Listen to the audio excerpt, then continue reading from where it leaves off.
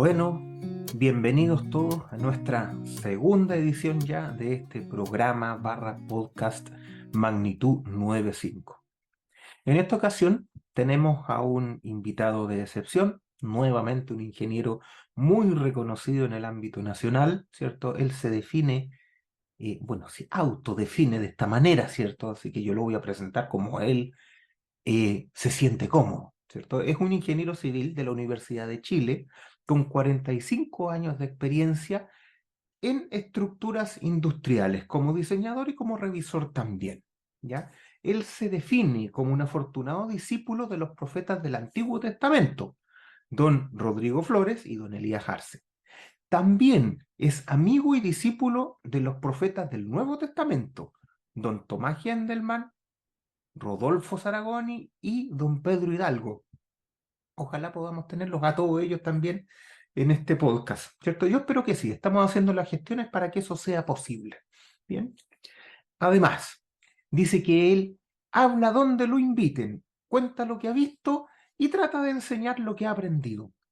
Es un compañero, ¿cierto? Y amigo que trabaja en el diplomado de estructuras industriales de la Universidad de los Andes. Ahora magíster, ¿cierto? Se transformó y esto ya creció, ahora es un magíster de la Universidad de los Andes. Lo recomiendo mucho a aquellos que puedan o tengan la posibilidad de inscribirse en ese programa, denle un minuto para averiguar de qué se trata porque es algo muy, muy importante. Bien,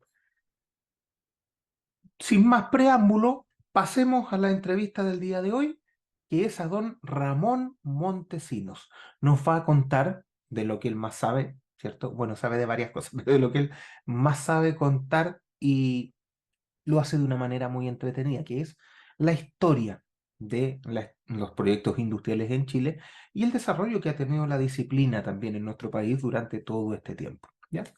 Ojalá que les guste y si les gusta, les pido que nos den like porque esas cosas funcionan, nos sirven, también compartan, etcétera, etcétera. Ustedes seguramente saben mejor que yo cómo esta cosa funciona. ¿Ya? Bien, pasamos a la entrevista. Bueno, vamos a partir nuestra entrevista ahora con otro invitado importante, ¿cierto? De los más potentes que tenemos en este país, que es don Ramón Montesino, ¿cierto? Ya conocieron su currículum en la presentación que hicimos preliminarmente, y ahora vamos directo a qué es lo que nos tiene que contar don Ramón, ¿cierto? Don Ramón, un gusto tenerlo acá, le agradezco tremendamente que haya aceptado esta invitación. Ojalá que toda la gente que va a ver esta entrevista lo valore en todo lo que esto significa. Muchos de nosotros hemos tenido la posibilidad de escucharlo a usted en charlas magistrales, ¿cierto? Contándonos un montón de cosas. Y un tema en particular, ¿cierto?, que usted maneja muy bien y conoce, es la historia de cómo se han desarrollado los proyectos de ingeniería estructural acá en Chile, sobre todo del ámbito industrial, quienes han participado y cómo ha sido esta evolución natural que se ha dado hasta el día de hoy. En eso, ojalá que pudiera contarnos aquí, dejando registro para los más jóvenes que seguramente no han tenido la posibilidad de escucharlo y a lo mejor no van a alcanzar a tener clase con usted tampoco. Pero pero va a quedar aquí, que eso es lo importante. Bueno, en primer lugar te tengo que dar a ti las gracias y por dos cosas. Una es, bueno, por invitarme a hablar un poco, pero también te quiero dar las gracias por tu preocupación por el gremio en lo técnico, en lo formativo, ¿ah? Que no es algo original tuyo, ¿ah? Que es algo que corre toda la disciplina. Nuestra disciplina tiene esta característica de generosidad, que es muy importante no solo reconocerla, sino que también continuarla. Yo creo que esta es una disciplina en que hay amistad, en la que hay colaboración, y eso es sumamente importante, muy valioso, y de alguna manera es también un poco ejemplar para el mundo. Es un poco vanidoso lo que estoy diciendo, pero es bueno ser testigo, ¿eh? Que uno sea testigo de esas cosas, testigo en el sentido de dar testimonio de la generosidad, de la preocupación por los otros, de la capacidad de compartir, y eso te lo tengo que reconocer a ti en un grado muy alto. Sobre el tema de la historia, yo soy un agradecido también de la suerte que he tenido, porque me tocó, fíjense que estaba pensando, cuando tú mientras hablabas, estaba pensando, yo entré a Bochef el 72 Ya. y me tocó la colita de todos los viejos. O sea, hoy día la sala famosa en Bochef, que es la Q10, que ahora se llama Sala Moisés Mellado, yo fui alumno de Mellado. Fui alumno del Tata Almendra, esos profesores que venían haciendo clases desde el año 20, 40, no sé, el Tata Almendra desde el año, no sé, 40 habrá hecho clases, y Mellado también, de don Angelo Filipponi, que era tan viejo que había peleado en la Primera Guerra Mundial y en la Segunda Guerra Mundial no peleó por viejo. Eh, de, Ya. de haber sido alumno de don Pancho J, de toda esa, agarré esa colita de los viejos que todavía estaban activos y todavía usaban regla de cálculo y así nos hicieron clase a nosotros. Y cuando entré a trabajar, tuve la suerte de entrar a trabajar con don Rodrigo Flores. Mm. Empecé a trabajar con don Rodrigo Flores y don Rodrigo Flores, que de alguna manera es como el padre de la ingeniería estructural de industrias en Chile, eh, me tenía como, como auxiliar en la escuela y su asistente en RFA ingeniero, porque yo tenía una cosa que él valoraba, tenía buena ortografía y buena redacción. Ninguna de las dos cosas tenían que ver con Bochef, pero sí a él le encargaba muchos informes, muchas cosas que tenían que ser redactadas, y él valoraba que yo tenía buena redacción y tenía buena ortografía, que en esa época era re complicado porque se escribía a máquina, así que la falta de ortografía Costaban costaba harto. buscarla. No, no había corrector ortográfico. Sí, pues eran más Y caras. trabajé con él, viajé con él, eh, y aprendí, aprendí algo de la historia. En un momento don Rodrigo me dijo, tú me dijo, sabes más anécdotas de mí que yo mismo, porque ya se me están olvidando, me dijo una vez. A mí se me están olvidando de las cosas que habíamos conversado juntos. Y después estuve con un gran ingeniero que no es muy conocido, que es don Alfonso Salinas. Don Alfonso Ya. Salinas, un gran ingeniero, en una oficina en Providencia, en el que simbólicamente trabajábamos tres ingenieros jóvenes en esa época, y uno de los cuales era Fernando Chomalí, que Mm. hoy lo acaban de nombrar arzobispo de Santiago. Ya. Y con Fernando Chomalí trabajamos juntos, y ahí Partieron la nos ingeniería. hicimos amigos, y él se fue de la oficina de don Alfonso al seminario, y, y ahora a ser obispo y futuro, con grandes probabilidades, futuro cardenal. O sea, el top de la iglesia. Eh, y en esa oficina estaba don Alfonso Salinas como jefe, un gran ingeniero, fanático de la U. Y el otro que estaba ahí era, ¿cómo se llama? El que es entrenador ahora, el entrenador, el que es ingeniero también, que era de la Católica y que jugaba en ¿Pellegrini? la Chile. ¿Ah? ¿El Pellegrini o otro? El Pellegrini, estamos, imagínense la tríada que tenía. ¿Ah? Fernando Chomalí, el Pellegrini y yo. Entonces, bueno, yo afortunadamente era el soporte más técnico, pero Pellegrini le tenía más miedo a don Alfonso que al entrenador. Si jugaba mal, don Alfonso lo esperaba en la puerta para retarlo, no es que jugaba en la U, la época en que eran fanáticos de la U todos esos viejos. Y don Alfonso, un gran ingeniero. El único que yo vi pararle el carro a don Elías. Ya. El único que le paraba el carro a don Elías. Y de ahí me fui a trabajar con don Elías, en Ara. Y en la época de oro de Ara, cuando Ara empezó a remontar, después del año, el 82 fue un año muy malo, y el 84 empezamos, ya estábamos remontando, y yo llegué a trabajar a Ara. Y tuve la suerte de trabajar con otros grandes ingenieros, don Carlos Alcoreza, Pepe Jara, el don Federico Rudloff, o sea, la época de oro, la época de oro. Y ahí encontrarme con una jornada joven en el que estaba José Miguel Cancino, estaba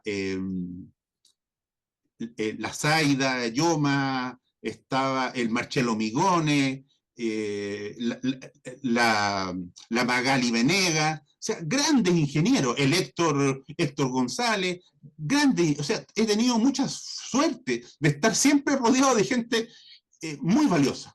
Y es un privilegio, ¿eh? Yo creo que ese es uno de los grandes privilegios de las escuelas de ingeniería. Nadie puede haber pasado por una escuela de ingeniería y cachiporrearse después, porque uno siempre se encuentra con muchos alumnos y alumnas que son mejores que uno.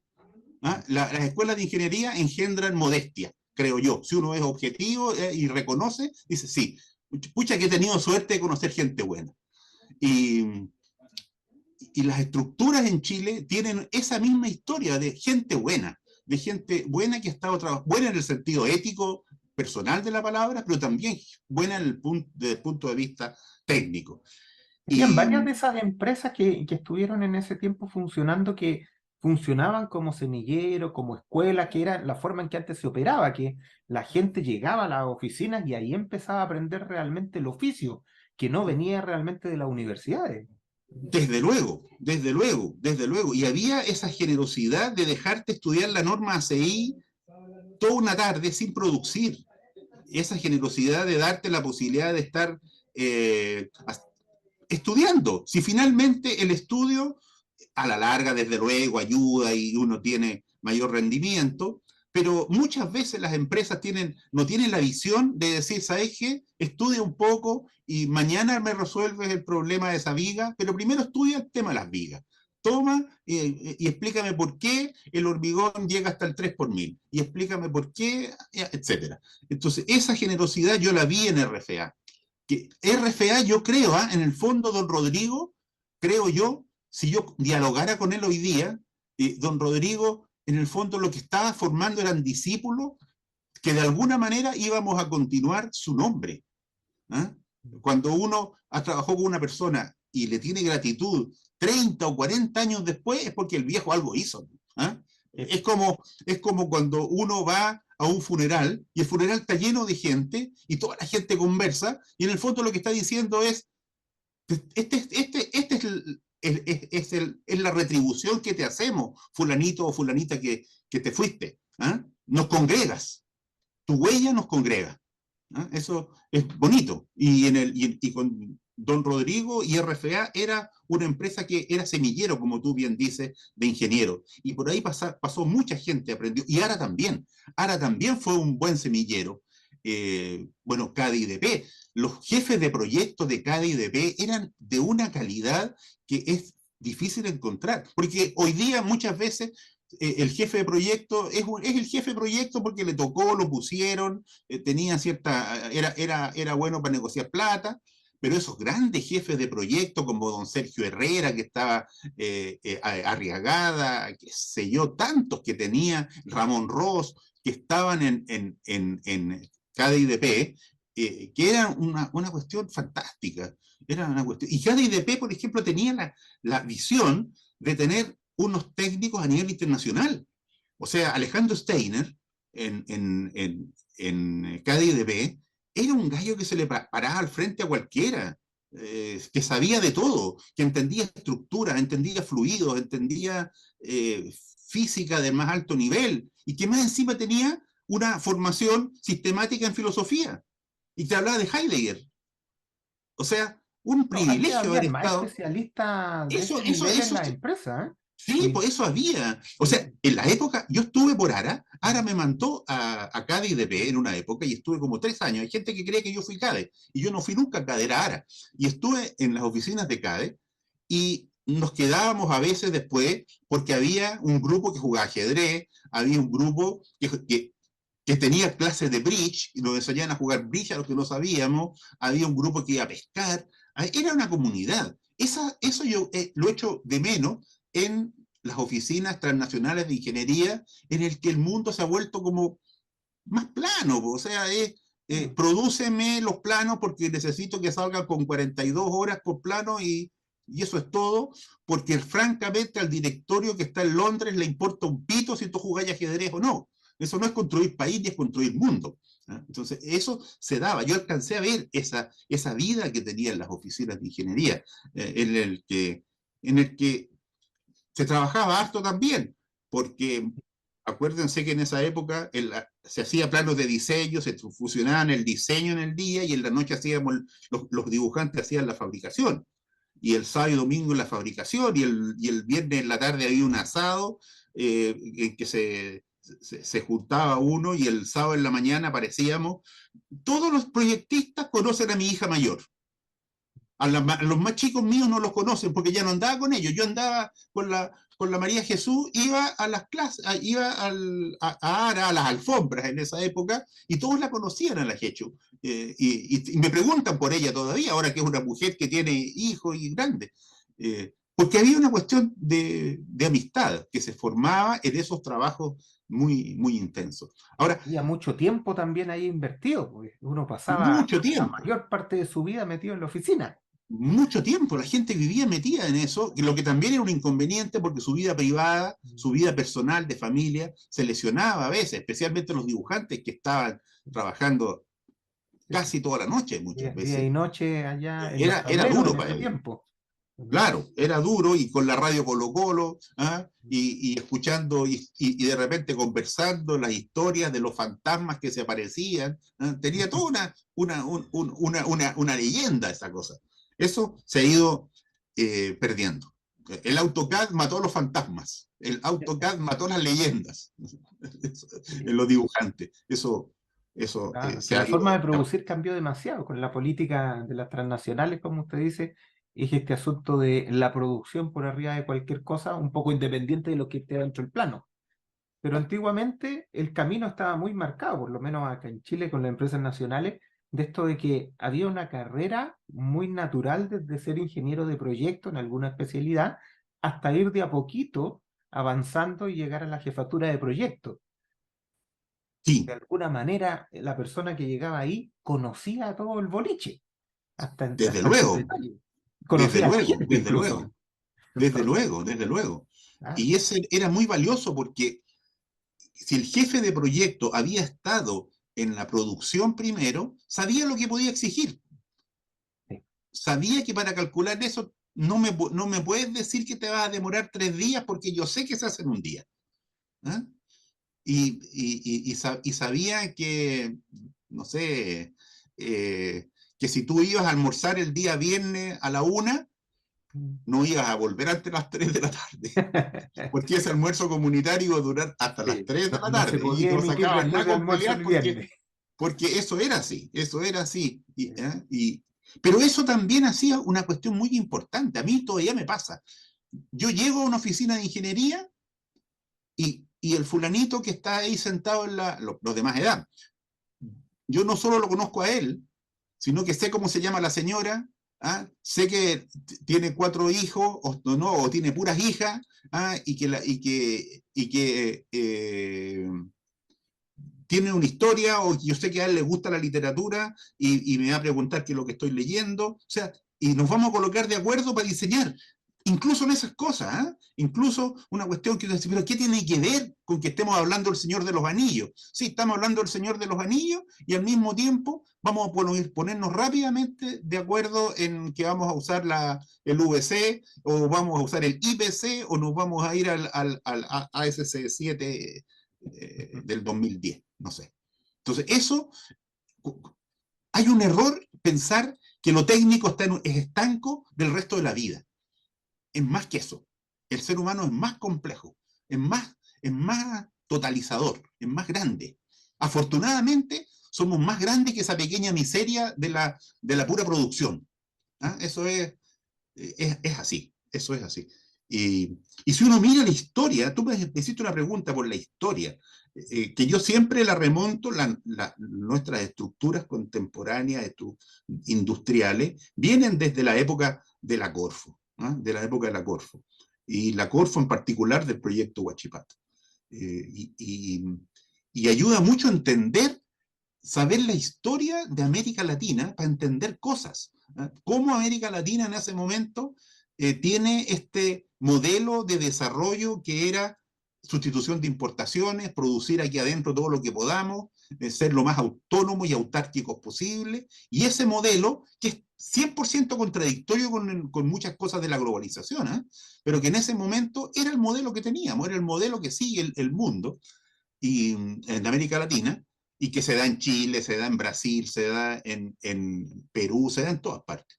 Y en Chile es muy interesante lo que se da en estructura, porque el proyecto Huachipato es un proyecto que tiene una historia bonita.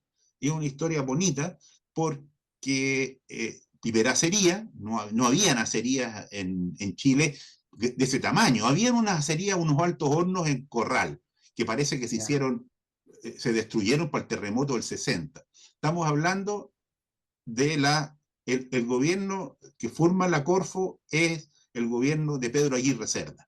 El gobierno de Pedro Aguirre Cerda, el gobierno del Frente Popular, y que dicho sea de paso, Frente Popular que se inserta en las historias de los frentes populares antifascistas de que se dan en Europa. Y lo paradojal es que uno de los gobiernos que llega democráticamente al poder con el Frente Popular es en Chile. ¿Ah? No llegan en otros países, ¿ah? Pero llegan en Chile. Y hay un terremoto grande, que es el terremoto del año 39, el terremoto de Chillán, que destruye la octava región, lo que ahora sería la octava región, y destruye Chillán, Concepción, qué sé yo, y, y se forma la Corfo para reconstruir, pero al mismo tiempo para industrializar Chile, y lo primero era tener acero. Y esa historia de cómo vamos a hacer acero, y don Rodrigo siempre hablaba, y don Elías también, que los gringos que hicieron el proyecto en Nueva York eran tipos que no tenían idea de los sismos, no les había temblado, pero eran grandes ingenieros. Y ellos siempre pensaron que un gran ingeniero que tiene una gran experiencia y que tiene ese gran elemento que es el sentido común, es capaz de suplir sus ignorancias, es capaz de suplir sus debilidades. Bueno, hoy día tenemos Piensen que, algunos temas en esa dirección, porque hoy día esto del sentido común, el conocimiento más sólido, también nos está golpeando un poquito con el asunto del desarrollo de los software, la contaminación de demasiada información que tenemos.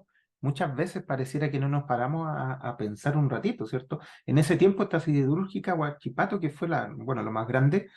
Entiendo que no había ni siquiera código en esa época para poder diseñar esa cosa y todo venía del conocimiento que podían aportar los profesionales que estaban metidos en ese asunto nomás. claro, piensen que en ese momento, a ver, del acero, si uno mira el acero, en ese momento el ISC existía y la ISC ya tenía varias ediciones de su especificación, porque si uno mira las históricas que están ahí en el isc.org, son como desde los años 18, 15, por ahí sacan, y deben ser, no sé, 20 hojitas o 30 hojitas del código. Y ya el año 37, 36, debe ser como las 4 ediciones, y debe de andar como en las 40 hojitas, pero no más, no más. Porque de hecho, el salto grande se nota entre el año 37, 39 y la edición del 61. El 61 ya es un código que tiene más de 100 páginas y tiene un buen comentario, es un código más sólido, que es justo el que refleja lo que pasa en la guerra. Eh, pero desde el punto de vista sísmico, había una investigación en la costa, especialmente en el Caltech, donde Hausner era un alumno de recién doctorado.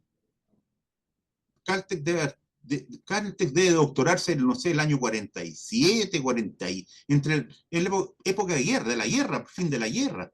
Eh, y, y en Illinois, Newmark también empezó a trabajar en temas sísmicos después de la guerra. Porque si uno mira los trabajos de Newmark, los trabajos de Newmark antes de la guerra son de otros temas.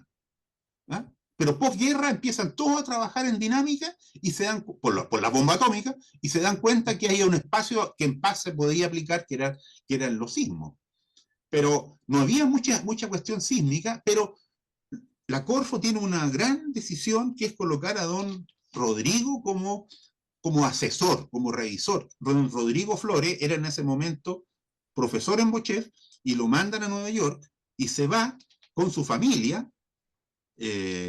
y no toda su familia, porque parece que una vez Rodrigo me contó que él se había quedado en Chile, Rodrigo Flores Cums, pero se va don Rodrigo con su familia, con las grandes, las hijas grandes, y se lleva a su ayudante, que es don Elías, que es un jovencito. Don Elías en ese momento haber tenido 27 años, 26 años, las fotos son de un cabrito, y se va para allá, y de hecho don Elías conoce a su señora, la mamá de Polly y de Peter, la conoce en Estados Unidos, y le cambia la vida, y le cambia la vida. Y ellos están trabajando en Nueva York, y están años trabajando hasta que parte la planta se construye al principio de los 50 acá en Chile. O sea, plena posguerra, plena posguerra. Por eso es que contaban que lo primero que construyen para la planta de Huachipato es el muelle. Y para hacer el muelle necesitaban los pilotes, porque los perfiles tenían que desembarcar en algún lugar. Entonces, compran una planta de las que se abandonan después de la guerra. Después de la guerra hay una plantita de tubos Yoder que ellos compran así, me imagino, al kilo, y la instalan, y con eso se hacen los primeros pilotes, y con eso se hace el muelle, y etcétera. Y así desembarcan los perfiles, desembarcan los equipos, pero así se construye la historia de la CAP. Ahora, la CAP, la mecánica de suelo, la hace Casagrande, porque don Fernando Martínez había estado en Harvard con Casagrande, eso es lo que yo entiendo. Pero la pudo haber hecho Terzaghi, la pudo haber hecho cualquier patriarca de la mecánica de suelo cuando se estaba creando la mecánica de suelo. Si el padre de la mecánica de suelo nos enseñaron que era Terzaghi. Y Terzaghi en ese momento era un ingeniero que me imagino que hacía pegas también. Así que perfectamente pudo él haber trabajado en el proyecto. Y lo hizo Casagrande. Y Casagrande vino varias veces a Chile. Hasta los años, yo sé que estuvo en el CONOX, en los años 60, en las convertidores de oxígeno. Entonces, había una cuestión súper interesante porque de desarrollo, de cómo lo vamos a hacer. Si no tenían espectro, no tenían ni una cosa, tenían buen sentido. Y habían historias bonitas. Sí. Para la coquería, los viejos no sabían cuánto resistía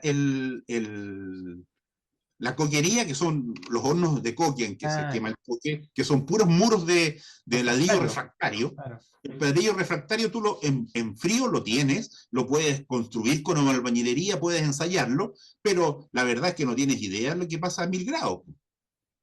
Entonces le preguntaron a un viejo que sabía mucho de coquerías, cuánto resistía este material, y él dijo: aguanta lo mismo que la galleta de soda. Y don Rodrigo le pidió a don Elías que fuera al líder, al Totus, a comprar unas galletas de soda, y las ensayaron, las cargaron, sacaron un número, lo dividieron por 2, y con eso calcularon la coquería. Con eso, para tener una idea, para meter un número, que a veces los ingenieros somos súper, si la norma no me lo da, estoy sonado. Si la norma no me lo da, ¿qué hago? Paré. No, estos viejos, si no tenían norma, le echaban para adelante y tomaban decisiones de ingeniero. La norma me sirve, y cuando no tengo norma, algo tendré que recurrir. Y ahí Carlos siempre dice, hay una cierta gradación, ¿no es cierto? Primero las normas, después los documentos que son de instituciones relevantes y que tienen respaldo, y finalmente los papers de los congresos, y al final esta información loca que sale en Google. O sea, hay una gradación. Pero a veces tenés que regirte por la información loca de Google, y ahí lo dividirás por 2, para ver si el número queda más o menos bien y sale algo decente. Estos viejos trabajaron así. Y esa experiencia después la replicaron, pues la replicaron en otras obras de la CAP, y después las otras obras de la Corfo. Si la Corfo fue un proyecto, no fue un proyecto político solamente, fue un proyecto social de país. De ahí salió la Alianza, de ahí salió ENAP, salió Endesa, todo sale de la Corfo. Hay gente que cree que esto salió de la Bolsa de Comercio. No, se salió de la Corfo, salió del Estado. El Estado es el que inventa Chile en los años 50, Y todas esas con todas empresas las críticas que uno le puede hacer. tuvieron unas historias parecidas, me imagino, de hacer todo con voluntad y a pulso, básicamente. Así es, así es, así es. Hicieron, pero también con una cosa muy buena, con mucho miedo a los juicios, mucho menos miedo a los juicios. ¿Ya? Ya. Porque hoy día yo creo que el temor a los juicios es tan grande que paraliza a muchos ingenieros, ¿ya? Paraliza muchas cosas. Estos viejos lo hacían, nadie se le ocurría que iban a hacer, si el tipo hacía lo mejor que podía. Entonces, eso, ¿cómo me van a meter un juicio por haber tomado una decisión técnica con los antecedentes que tenía? Hoy día eso no es tan así. Hoy día hay algo como que la contaminación no solo es el aire y el agua, hay contaminaciones espirituales también que se nos meten por todos lados. Sí. Y Eh, ahora la pega técnica dejó de ser solo técnica. Ahora tiene la un pega montón de técnica aristas dejó de por el ser solo lado. técnica y empieza a ser legal. Eh, ¿Qué norma voy a usar? ¿La 2369 del 2003 o la 2369 del 2023? Entonces, ¿qué voy a hacer? ¿Cómo? Y estas palabras que los abogados las pueden mal utilizar. Entonces, ahí hay no, un hemos temas tenido harto que ahí. nos están pegando fuerte. Y además pasa una cosa, también hay un tema en el diseño, que el diseño responde a elementos sociales. Por ejemplo, no sé si alguna persona viva alguna vez ha diseñado una viga con puentes.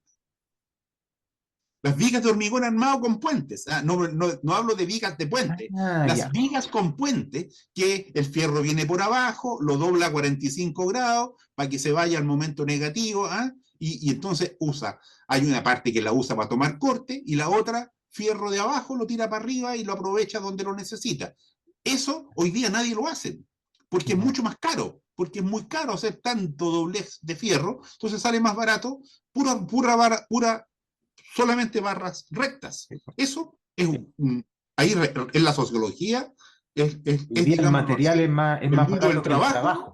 y su correlación entre trabajo y material, lo que permite que los diseños se armen de otra manera, se arma Sí, de otra claro. manera. Hoy día es la ¿Ah? hora hombre lo más Fíjate que caro. a mí me ha tocado ver galpones viejos, hechos en los años 60, y los viejos hacían, por ejemplo, tomaban un perfil, cajón, formado por dos canales, perfecto. Le faltaba un poquito de área comprimida y le ponían una barra.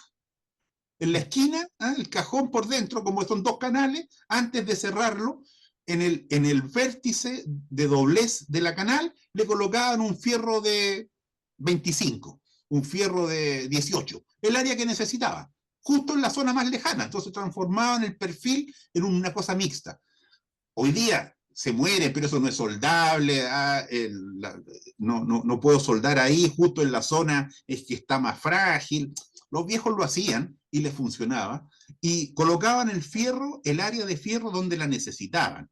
No se complicaban mucho con el tema de la fragilidad ni la soldadura, tenía probablemente muchos menos electrodos también, pero había una forma de pensar, y a mano. O sea, Había que con resolver regla de los cálculo. La problemas. regla de cálculo, yo sé que la mayor parte de los ingenieros jóvenes nunca han visto una regla de cálculo. La regla de cálculo era súper útil para nosotros, los que alcanzamos a usar regla de cálculo, y era una bala, porque la necesidad surge, te genera la destreza. Y nosotros éramos, si las pruebas las teníamos que hacer con regla de cálculo, éramos unas balas con la regla de cálculo. No sé si ustedes conocen a Juan Carlos Álvarez, un Sí, gran ingeniero, compañero mío. Juan Carlos, si me escucha, va a tener que acordarse. Yo lo escuché decir, nunca una calculadora va a reemplazar a una regla de cálculo. Él decía que no, que la regla de cálculo era insuperable, que nada le ganaba a la regla de cálculo, que la calculadora no tenía destino al lado de una regla de es que cálculo. las reglas Juan de Carlos se cálculo, le había olvidado lo mejor, porque claro, fuimos eran un compañeros invento universitarios. genial, pues, ¿Ah? esas cosas. La Yo regla de no cálculo es un las invento tuve que genial. usar, pero las investigué un poco y las conocí, solo para conocerlas, y eran una genialidad esas cuestiones. Sí, porque no era la Sí, regla solamente para hacer operaciones, tenía ¿no? muchas otras escalas para hacer otras cosas y habían trucos. y habían trucos que nos enseñaban en la escuela, porque también esa cosa ocurría, ¿no? Y yo no sé si pasa en todas las escuelas de ingeniería, pero yo tuve la suerte de escuchar tantas anécdotas, tantas historias que nos contaban los profesores, y con la regla de cálculo nos enseñaban trucos y cosas. Don Pancho J. enseñaba trucos para calcular la altura crítica y todas esas cuestiones. Colocamos el 1 aquí, colocamos el 1,48 arriba y sale, qué sé yo, un truquito. Que tenía explicación, si no era magia. Pero los viejos, como tenían que hacerlo así, tenían que tener destrezas para no volverse monos. No, claro, me Entonces, imagino que en así esos era. tiempos invertir una matriz era terrible, era molesto. Era terrible, además con la regla de cálculo no te da para invertir una matriz más allá de 5 por 5, 6 por 6, porque nosotros nos dieron una vez en Bochef una tarea que era un sistema de ecuaciones, era con slope deflection, una, una, una tarea que era 6 grados de libertad, y con 6 grados de libertad la matriz había que invertirla y no la podíamos invertir con regla de cálculo porque el error de truncación anulaba, te hacía perder precisión demasiado rápido. Entonces no podíamos. Tuvimos que hacerla con logaritmo, la tarea. Nos jodieron, porque era harta pega. No sé si han hecho alguna vez una tarea de invertir una matriz con logaritmo, en que cada multiplicación tenéis que sumar, ¿ah? Y buscar el antilogaritmo, etc. Es harta pega. Nosotros éramos buenos para esas pegas. Eso hacía que nuestras pruebas fueran muy conceptuales, porque no nos podían pedir lo imposible.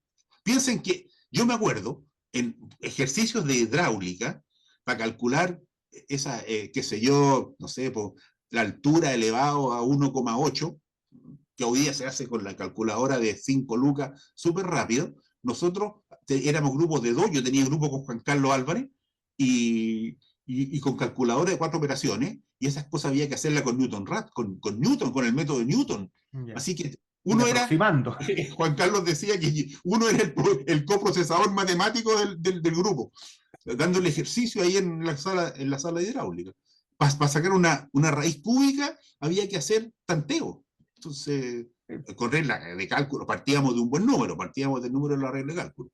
Pero igual, para llegar a un buen resultado había que meter harta historia, hartas teclas. Ahora, ¿Sí?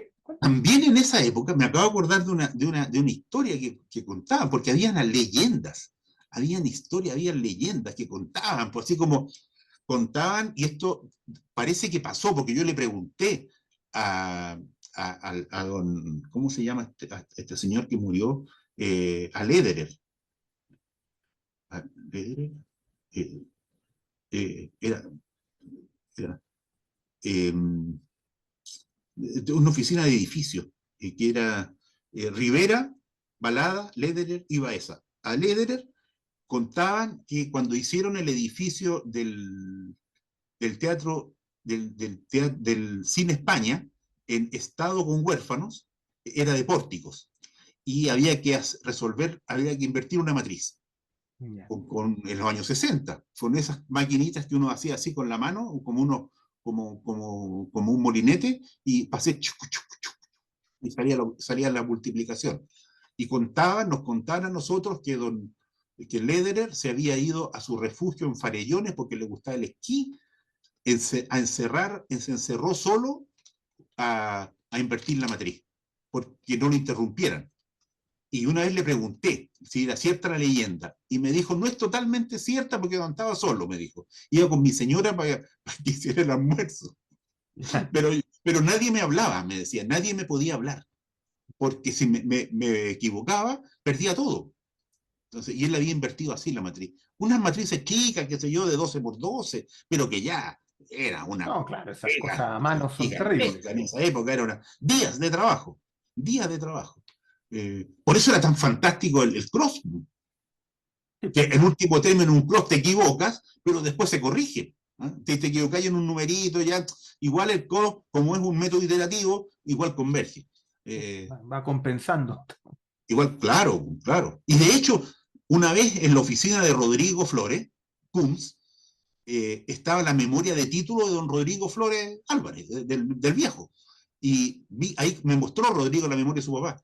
Y la memoria de don Rodrigo, era un ladrillo así de gordo, era aplicación de cross.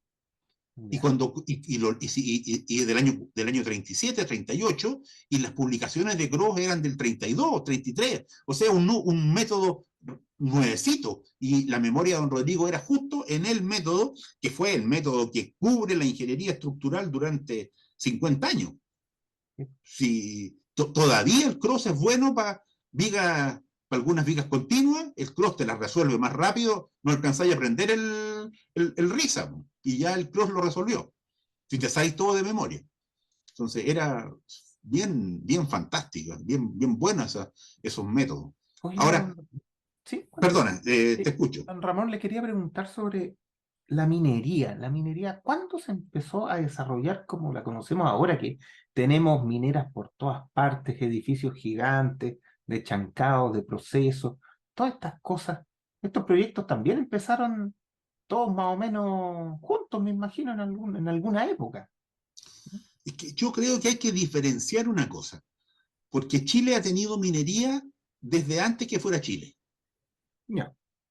Recuerden que el camino del Inca va cruzando todas las minas del norte. Mm. Por algo pasa cerca de Chuqui, por algo pasa cerca de Salvador, ¿eh? Cruza todas las minas.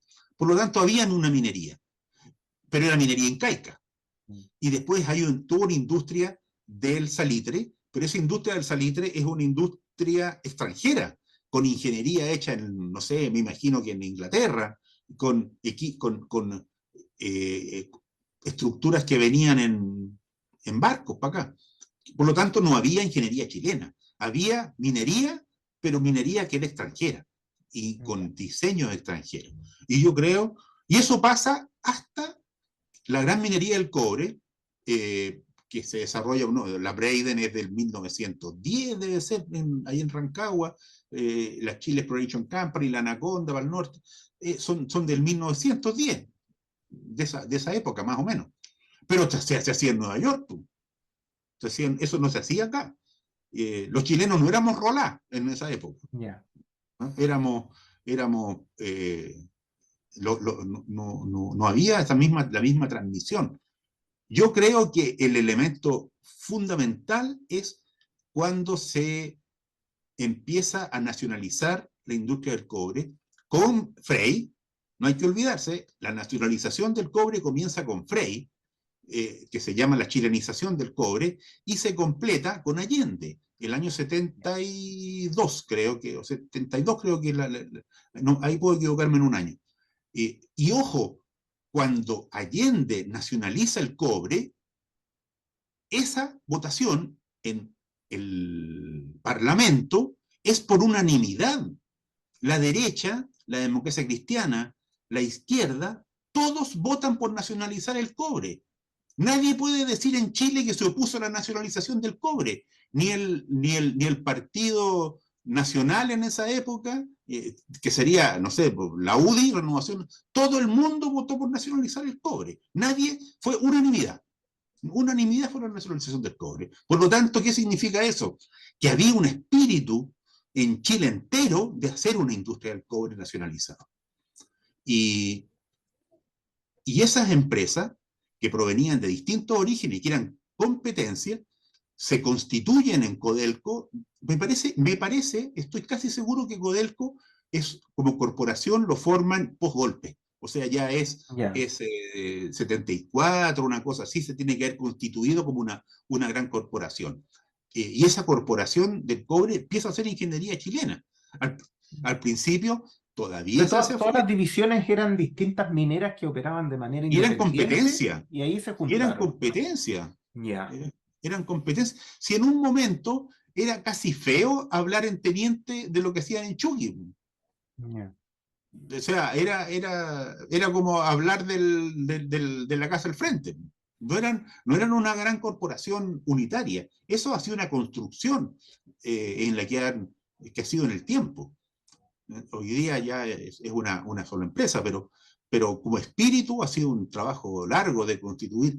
Y yo diría que, pienso yo, el primer gran proyecto minero que se hizo acá en Codelco, yo creo que fue el Flash, el, Posiblemente se hicieron otras cosas antes, pero ahí yo no lo sé. Pero yo vi el flash hacerse la parte estructural íntegra en Chile, porque yo Ya. participé en ARA, en ese proyecto, el año 84. Y entonces, prácticamente, no sé, 10 años después de la nacionalización del cobre. Y, y después vienen con el código minero, que se abre la posibilidad de que los particulares participen, y vienen los grandes proyectos de escondida, qué Claro. sé yo, todo lo que es la gran minería. Y ahí, realmente, si uno mira, la ingeniería chilena ha hecho mucho en el cobre, muchas cosas grandes. Eh, Claro, siempre se yo, habla que las mineras de cobre acá son súper grandes. Siempre los diseños son para los equipos más grandes del mundo, los edificios más grandes del mundo. Todas esas cuestiones tipo, llegan acá y además tienen que evitar caerse.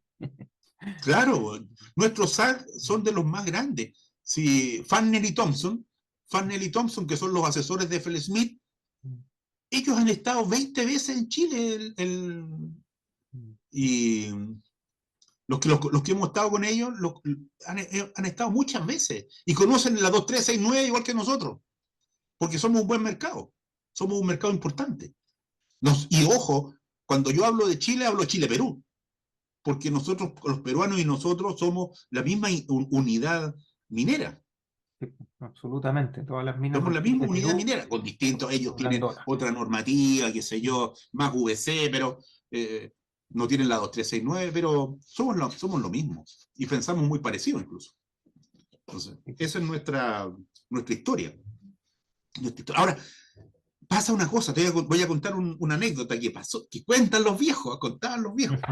En esa época, en los años 60, había mucho viaje a Santiago-Concepción, porque en Concepción no solo estaba la CAP, también estaba Cemento Bio Bio, había mucha industria en Concepción.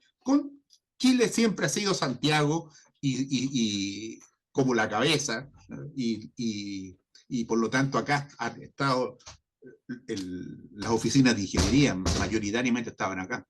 Entonces había mucho viaje a Concepción y no había avión. Entonces viajaban en el nocturno. Los Ah, viejos viajaban en el nocturno. Y contaban que una vez estaban en el coche comedor, porque el nocturno tenía coche comedor. Entonces estaban en el coche comedor almorzando, comiendo en la noche antes de acostarse. Uno se metía en un cubiculito, una especie como de pequeña celdita, y ahí dormían. Y con el tren moviéndose. Y eran de 2 pisos. Pero uno iba al coche comedor a comer. Entonces estaban unos ingenieros hablando, y uno de ellos habló que la señora estaba enferma, de una enfermedad que no la podían detectar bien los médicos. Y se para de la mesa al lado un señor totalmente desconocido y se acerca y le dice: disculpe, yo escuché su conversación, y por los síntomas que usted dice de su señora, yo pienso que este remedio le puede servir. Y le anotó en un papel un remedio y se lo pasó. Un caballero, nunca más lo vi. Y se lo mostró al médico de la señora. El médico le dijo: pues ese médico yo no lo conozco, yo no lo conozco. Y entonces, a lo mejor es un remedio nuevo que no ha llegado, y a las 15 días tenía que ir a Nueva York, y el que fue a Nueva York se llevó el papelito para averiguar allá, porque estaba porque el papelito decía el remedio y el laboratorio. Entonces, y era ah, un laboratorio gringo. Entonces, fue a Nueva York a preguntar al laboratorio, un día que se arrancó. Y en el laboratorio preguntó, y llegaron los gallos de seguridad. Le dijeron: oiga, a ver, usted viene aquí en un tema de espionaje. No, le dijo: yo soy un ingeniero aquí, estructural, que estoy trabajando en un proyecto. Lo que pasa es que un amigo mío le dieron este remedio, y quería saber si lo podía comprar. Imposible, le dijo, si este remedio nadie sabe que existe. Este es un remedio que nosotros estamos desarrollando. Entonces, al final, los convenció y le dieron la muestra. Y trajo una muestra a Chile, y la señora se mejoró. Nunca puta. supieron lo que había pasado. Esa historia contaban los viejos de sus viajes, para que ustedes vean que esto era como la vida. era la vida entera. Es que la Y, ingeniería era todo, como conversábamos hace un rato, uno estaba metido todas las horas del día en esto. Y claro, para el sur también, ¿cuándo empezó más o menos el tema de las papeleras? yo me acuerdo, a ver, acuérdense que hubo una iniciativa de Pinochet de subvencionar las plantaciones de pino, las Ya, plantaciones y pino y eucalipto. Había una. Y entonces, una vez, don Elías, que era un hombre muy inteligente, a los que éramos de Ara, nos hizo una charla y nos explicó algo que no sabíamos. Nos dijo, miren, los pinos se demoran en crecer, digamos, 15 años. Nosotros estamos, de las plantaciones masivas, estamos en el año 10.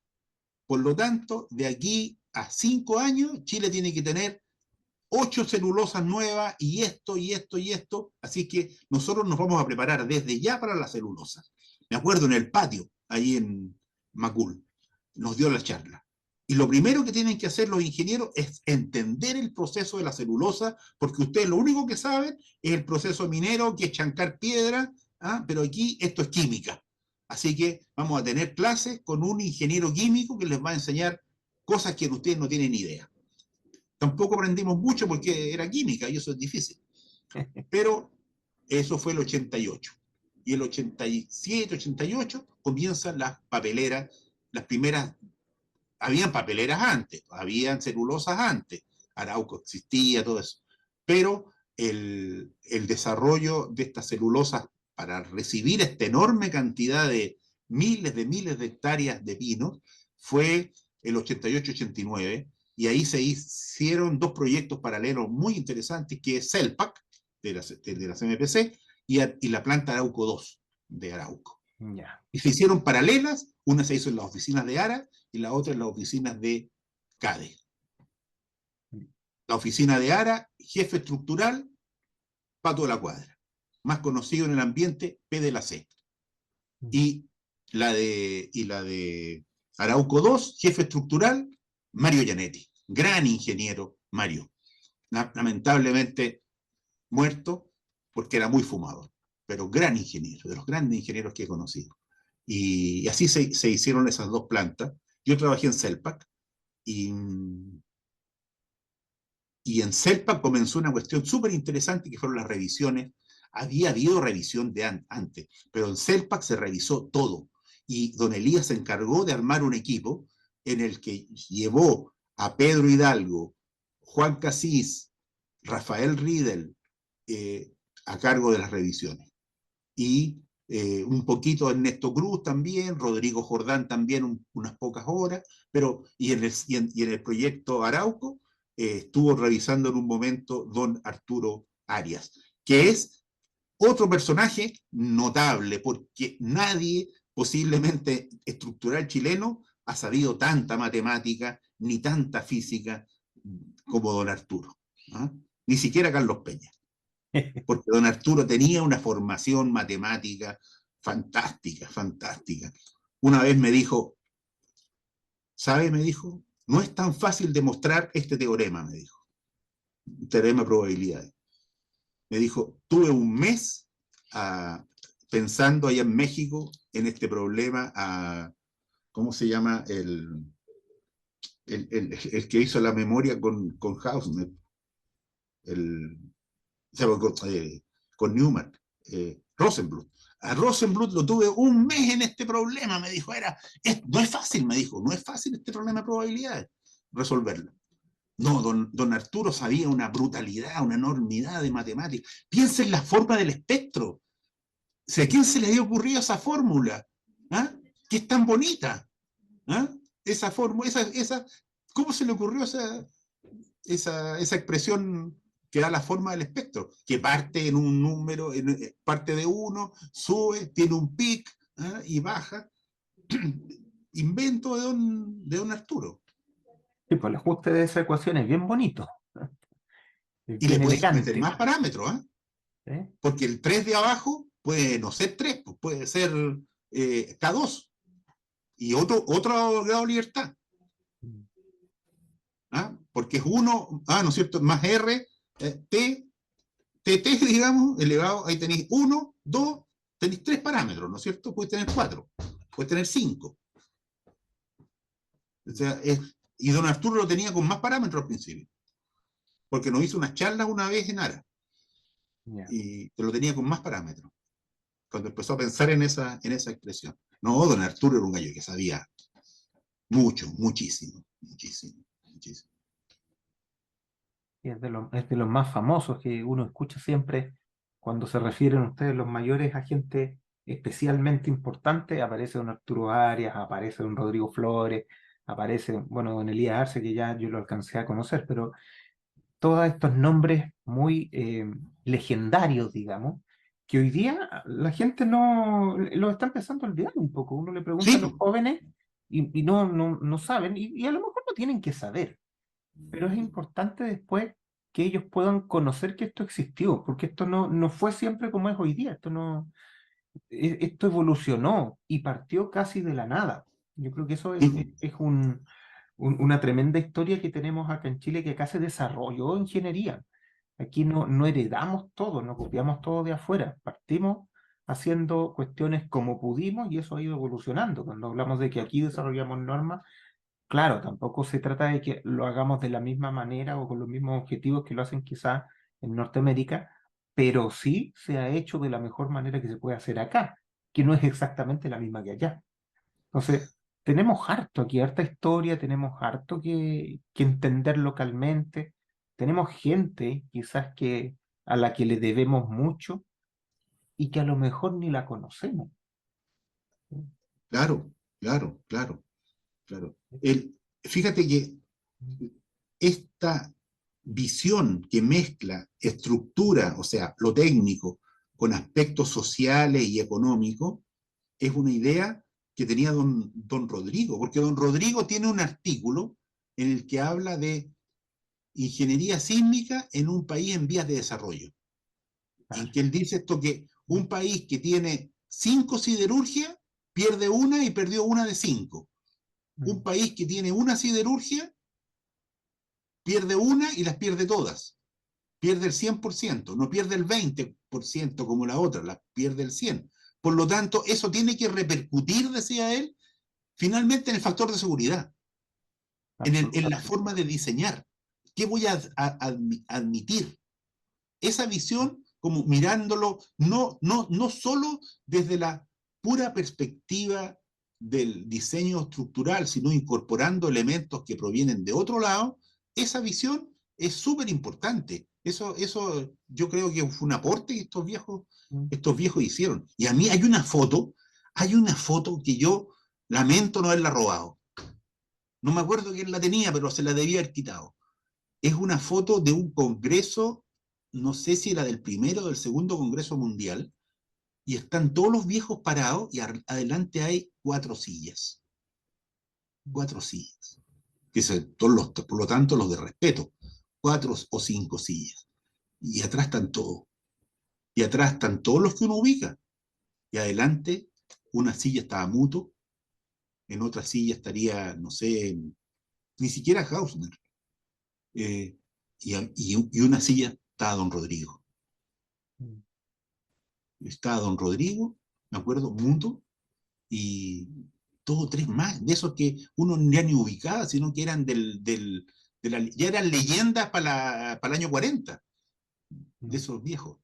Y estaba Don Rodrigo, y una silla estaba Don Rodrigo.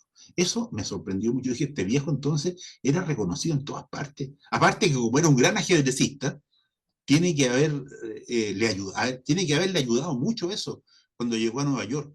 Porque Conocer llegó a gente. Nueva York la época en que el ajedrez, imagínense, el año 48, 50, yo creo que todavía estaba Capablanca jugando, y tiene que haberse abierto muchas puertas jugando ajedrez. Don Claro. Rodrigo contaba que el presidente de la República lo mandaba a buscar al Nacional para jugar ajedrez. El presidente de la República en esa época era Arturo Alessandri Palma, que le gustaba el ajedrez.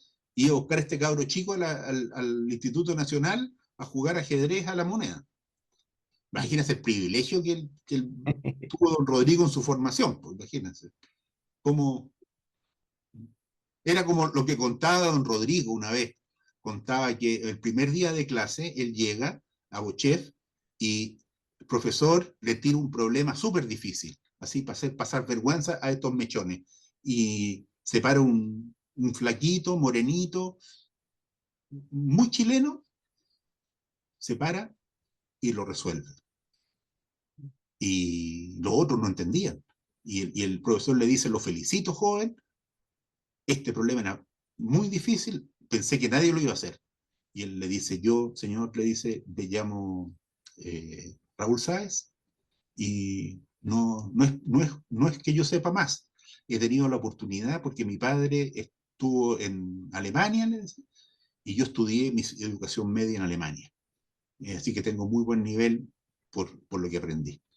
Y ahí don Rodrigo contaba que se había hecho amigo de don Raúl Sáez, compañero de curso desde el primer día en ingeniería. Esas amistades que comienzan en la Q10. Y viejos, pues. Eso eran los viejos que yo tuve la suerte de conocer con don Rodrigo. En la oficina de don Rodrigo yo me acuerdo de haber conocido estos viejos que a Simián, el fundador de la ENAP, a don Raúl Sáez, esos iban a ver a don Rodrigo. Todos viejos ya en esa época. Todos viejos.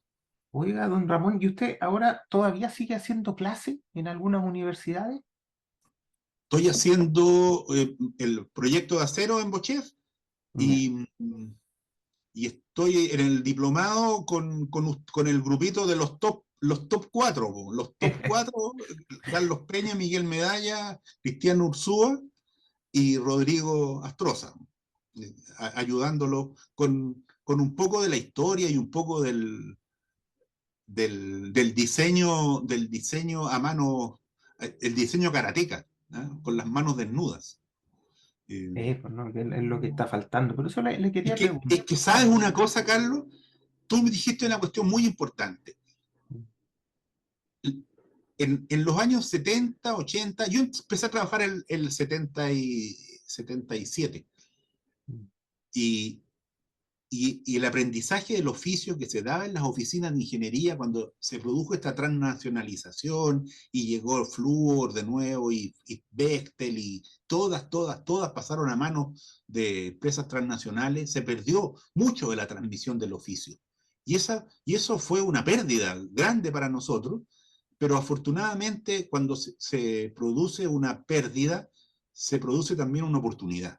Y en este caso, el que se hayan generado programas de diplomado y de maestrías en las distintas universidades ha contribuido a llenar ese vacío. Eso ha sido sumamente importante, porque no lo esperábamos. Nadie esperaba, la gente pensaba si un magíster es por un investigador, para alguien que se va a dedicar a hacer clases. Y no, no necesariamente. Y tienen que haber programas de especialización para los profesionales que tienen deseo de aprender No, y y tiene que que no ver la con van a encontrar esa dicha en su oficina. la necesidad técnica complementaria de la formación preliminar también, porque nosotros, bueno, estudiábamos 6 años, por lo menos, y de ahí para afuera igual uno sabía, con mediana seguridad, que no estaba preparado para enfrentarse a lo que tenía que hacer realmente en la oficina, y había un periodo de preparación que en tiempos antiguos lo podían llenar los mentores y los profesores que tenía uno mismo en la oficina. Hoy día eso ya no existe por distintas razones. Una es que, claro, la gente más especializada ya no pertenece a las multinacionales, ya no están ahí. Y otra es que los chiquillos entran directamente a producir y producen lo que haya que producir. Esto se está sumando ahora a que las carreras se están acortando aún más. Y si ya no sabíamos bien cómo salir a producir, hoy día ya menos. Entonces, claro, todos estos posgrados de maestrías, diplomados, a mí me gustan mucho los diplomados, están sirviendo para llenar este vacío que antiguamente uno tenía con el oficio de los primeros años en la oficina, que ya no está en ninguna parte. Entonces, claro, Sí, ahí es donde todos estos programas están empezando a hacer, yo diría que ni siquiera un complemento, sino que están pasando a ser una necesidad absoluta.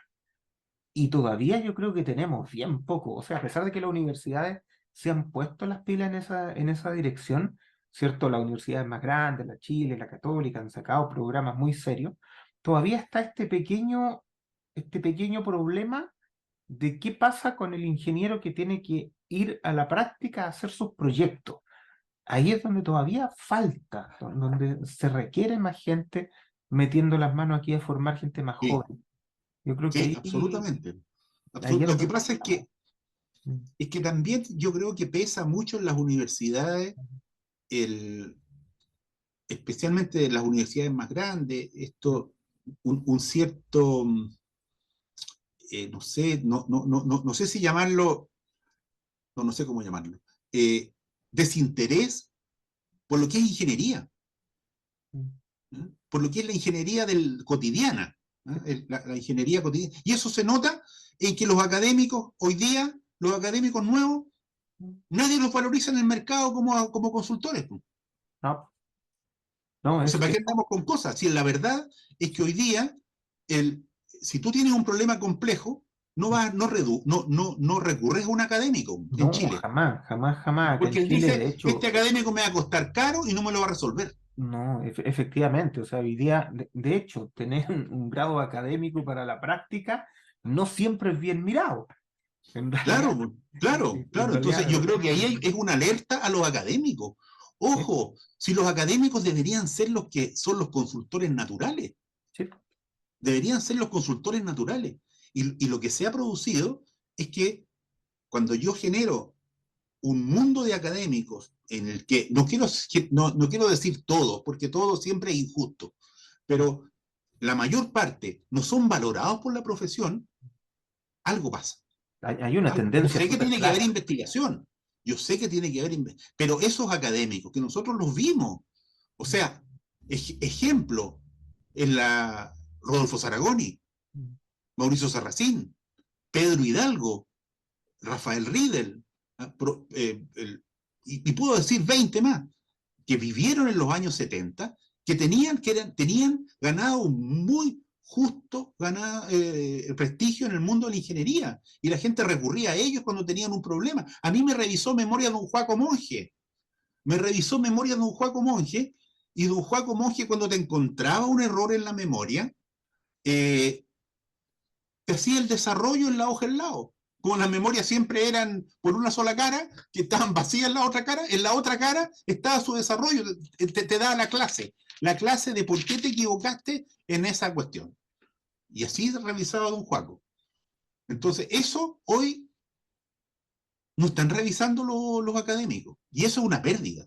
No, Y es hoy una día hay pérdida una que, fractura tremenda entre el mundo sí, académico y el mundo práctico, pero de ida y vuelta, ¿cierto? Nosotros en el mundo práctico decimos, oye, el académico en realidad no me aporta mucho, y en el mundo académico parece que al revés, como, oye, el gallo de la práctica no me aporta mucho a mí tampoco. Entonces hay una suerte de desvinculación total, y aquellos que nos pasamos entre medio, como que en los dos lados nos miran raro. es que sabes, Carlos, que yo creo que también ahí aplica lo que decía don Rodrigo. Mm. Una universidad no puede ser igual en un país como Estados Unidos a un país de América Latina. Las necesidades son absolutamente Nosotros diferentes. somos distintos, y eso lo tenemos que asumir. Y es una debilidad muy grande, es una debilidad muy grande que, que no estemos pensando desde aquí, desde América Latina. Y fíjate que hay índices súper bonitos y súper interesantes. El que para el estallido social hayan salido miles de banderas mapuche, lo que estaba ocurriendo detrás, independiente de todo el desacuerdo que uno puede tener con la violencia, lo que tú quieras, pero había una valorización de lo que Chile es, ¿ah? De lo que es Chile en su estrato profundo, en su estrato mestizo, ¿ah? En un país en el que la parte americana, latinoamericana, se oculta y lo que brillan son los abuelos que vinieron de Alemania o que vinieron de Italia o vinieron del País Vasco, ¿ah? Recuperar lo que es América Latina y construir una universidad desde eso es súper importante. Y ahí tal vez nos sirve de ejemplo México. ¿Ah? México, todo chileno es un mexicano potencial. ¿Ah? Yo siempre he pensado eso.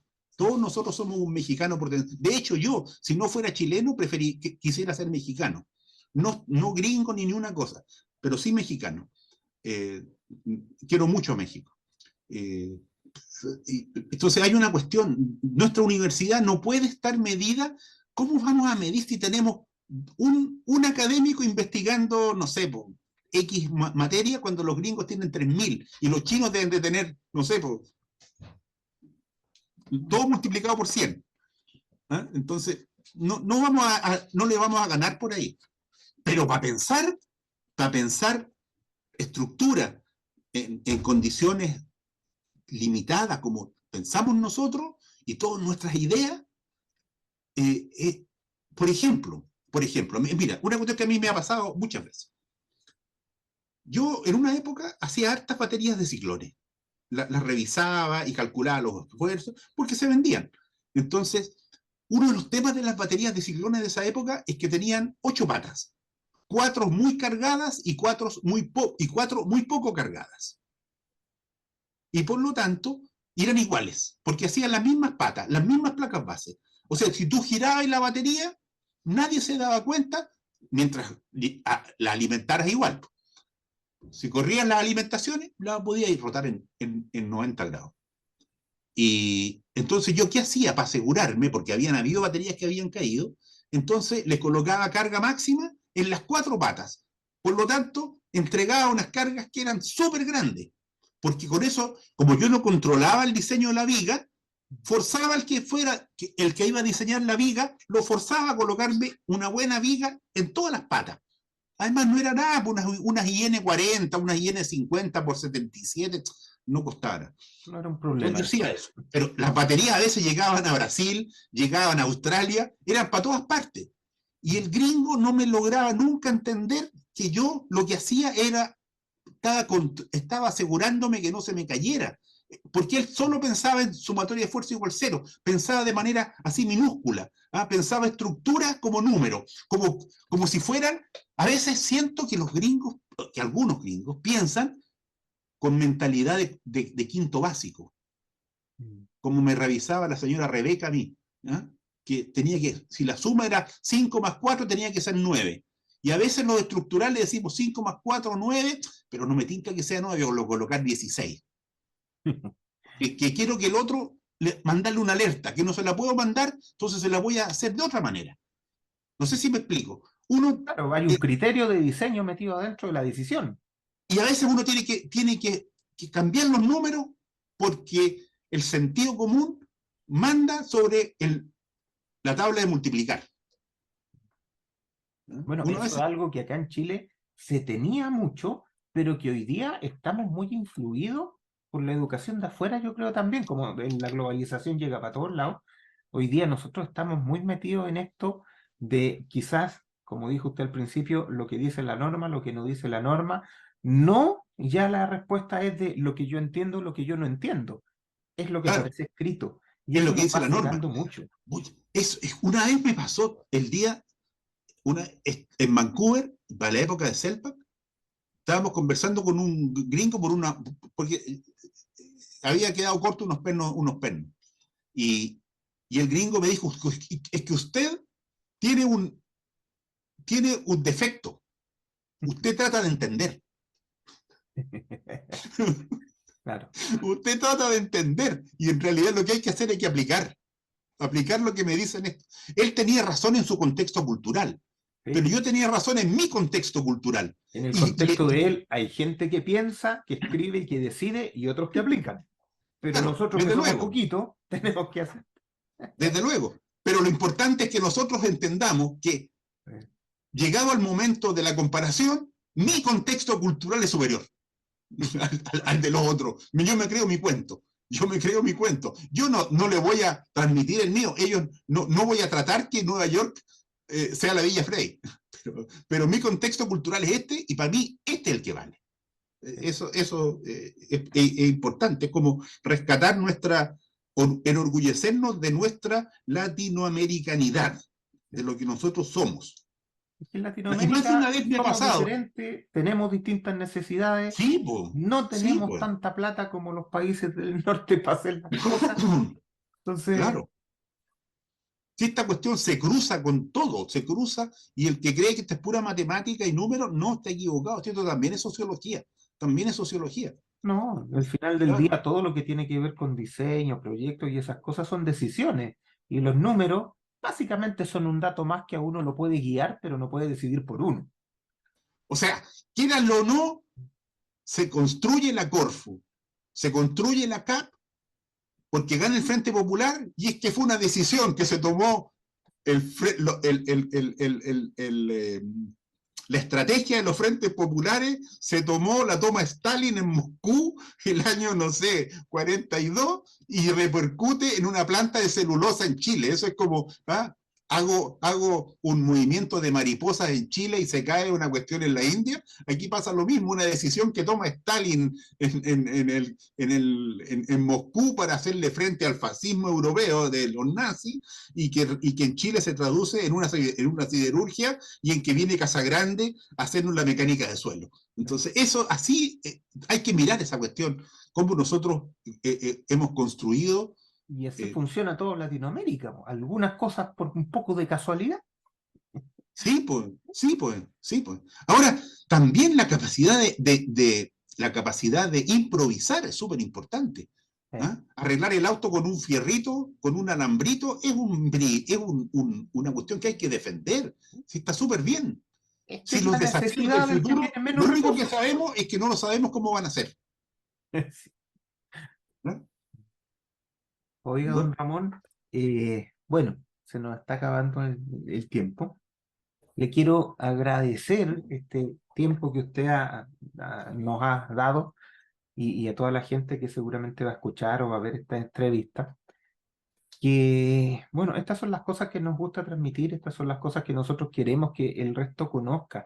Yo personalmente he escuchado muchas veces a don Ramón y me entretengo cada vez que él habla en una conferencia, ¿cierto? Es muy agradable, muy ameno y se aprenden cosas que no necesariamente tienen que ser técnicas, pero complementan mucho todo esto que está alrededor del desarrollo de proyectos que uno debe conocer también. Uno no puede cerrarse solo en los numeritos y en la matemática. Y en ese sentido, creo que está quedando poca gente que vea el panorama de una manera un poco más global también. Yo creo que eso lo estamos perdiendo y a lo mejor hay que volver a mirarlo desde una óptica mucho más pluralista, como se dice aquí. Tenemos incluso parámetros sociales en nuestros diseños y eso hay que mantenerlo y eso está bien. No necesariamente tenemos que mirarlo de afuera como obligatoriedad de aplicación, sí de conocimiento, lo podemos estudiar, lo podemos entender, lo podemos digerir, no hay ningún problema con eso, pero no necesariamente nosotros vivimos del llegar y aplicar lo que otros desarrollan. Hay algo local que nosotros de a poco nos hemos ganado acá en Chile y probablemente en toda Latinoamérica, y que hay que mantenerlo. Es importante que a veces se diluye un poco. Don Ramón, no sé si quisiera decir usted alguna otra cosa para ir ya Sí, ha cerrando sido una nuestra entrevista. conversación un poco desordenada a lo mejor, pero creo que he tratado de transmitir lo que tú dijiste recién. El diseño estructural tiene una componente de reflexión que no está reflejada en el SAP, tiene una componente social que no está presente en el SAP, y, y eso nosotros siempre lo hemos tenido presente. Y no es una casualidad que en las oficinas de ingeniería haya tanta discusión de los... A veces hemos discutido cómo se calculan las costaneras 300 veces y las vamos a seguir, y cada vez le damos vuelta. Esa exégesis, que es la exégesis que tienen todos los documentos importantes. O sea, llevamos 2000 años haciendo exégesis del Evangelio de Marcos, que yo de paso es más antiguo. Y vamos a seguir, y vamos a seguir. Porque la interpretación es algo que nunca está cerrado.